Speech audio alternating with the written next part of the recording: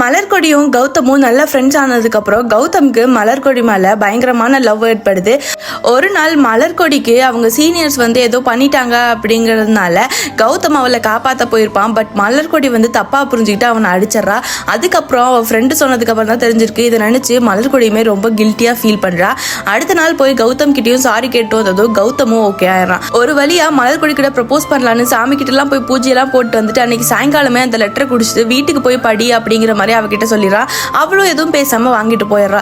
அன்னைக்கு நைட்டு ஃபுல்லா கௌதமுக்கு தூக்கமே வர மாட்டேங்குது. அடுத்த நாள் காலையில ஃபர்ஸ்ட் ஆளா ஸ்கூலுக்கு போய் நிக்கிறான். பட் அன்னைக்கே மலர்கொடி ஸ்கூலுக்கு வரவே இல்லை. லீவ் லெட்டர் எதுவும் கொடுக்காதனால அவள் ஃப்ரெண்ட்ஸ் கிட்டையும் விசாரிக்கிறான்னு தெரியல.